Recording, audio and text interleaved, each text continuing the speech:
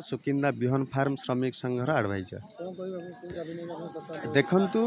आमर सुकिंदा बिहन उत्पादन क्षेत्र सुकिंदा बिहन फार्म 1948 मसीह प्रतिष्ठा लाभ करथिला जोटिकी लोक 25 पैसा काम करते किंतु राज्य सरकार ताको नेशनल सीड्स कॉर्पोरेशन हाथ को गत 2016 गोटे चुक्ति करके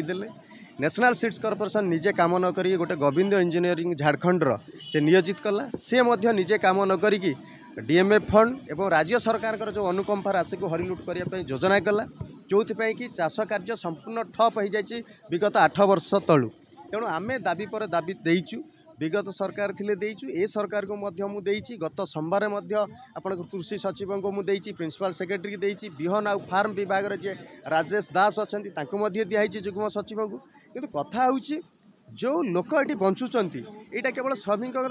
माने पेट पाटणा कथा नुह कथा होउछि सुकिंदा माटी रे राज्यर गर्व ए सुकिंदा बिहन फार्म जोटि कि बिहन जोगा उत्पादन हेले सारा राज्य को राज्य बाहर को बिहन जाऊला आज्ञा धान ठारू मका मुग बिरी बाजरा जिते प्रकार फसल बिहन होता एवं ये 3000 महिला डिपेंड करते आज 600 को कमी महिला माने 95% काम करुँच तली रुआ ठारू धान कटा पर्यंत किंतु एभली फार्म को सरकार आज चाष कार्य न करी बंद करके रखिंट बिहन फार्म तार सप्ताह रही तार जराजीर्ण अवस्था को जाइए आम दाबी करुँ बिहन फार्म रे तुरंत अविलंबे सरकार जो कथा बंद करके रखिंट कार्यक्षम करूँ एवं चाष कार्य आरंभ करूँ चाषीर हित एवं श्रमिकों जीविका को सुनिश्चित करने पूर्व सरकार तो एमयू करके 2016 मसीह राज्य तत्कालीन सरकार एमयू करके आज्ञा हस्तांतर करते तेणु से समय आम ओडिशार वरिष्ठ सांबादिक रवि दास प्रफुल्ल सामंतरा पंचानन कानून को ठारू आरंभ करके नरेंद्र महांती जिते तमाम लीडर अच्छा सुकिंदा बिहन फार्म ठार राज्यर राजधानी पर्यंत आम आंदोलन करें दाबी करुँ बिहन फार्म जेहेतु राज्य सरकार यहाँ गोटे गौरव सुकिंदा माटी नुह ओडिशा माटीर एवं सरकार बद्ध कर आपणकर उत्तरदायित्व अच्छी कृषि विकास करने तेणु चाषीर विकास चाषी कूलर डेवलपमेंट ता सहित श्रमिक मानकर जीविका को सुनिश्चित करने आम चाहूँ से पुणी चाष आरंभ हो जमी होता लोके काम करेंगे चाष हम चाषी उपकृत हे श्रमिक उपकृत हे बिहन सारा राज्य सरकार उन्नति हम आम यहाँ दाबी कर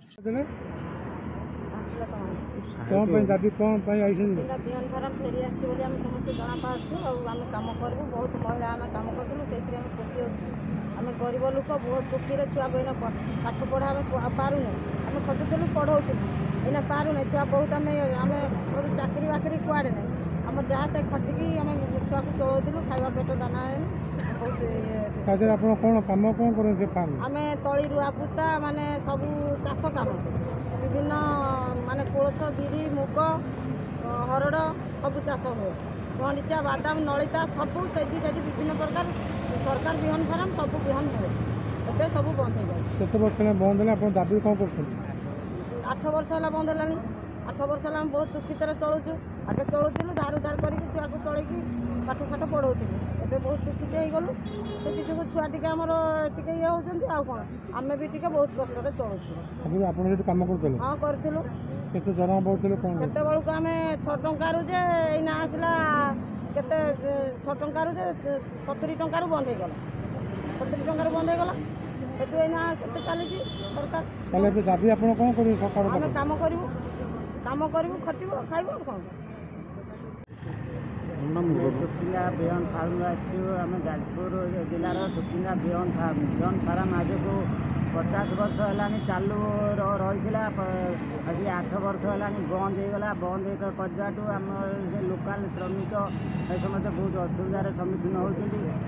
महिला श्रमिक मैंने बेसी कम करती महिला बहुत असुविधार सम्मुखीन होवर बर्तमान आम सब फार्म आउे चालू हम आमकी आम दाबी करूँ फार्म जब तुरंत आउे चालू हम आम बहुत उपकृत हबू बोलिकी आम आशा करके आम सब कर्मचारी मैंने कम करते कम आगु से 1500 कर्मचारी कम करते फार्म किसी हर्टिकल्चर देगार 1000 करते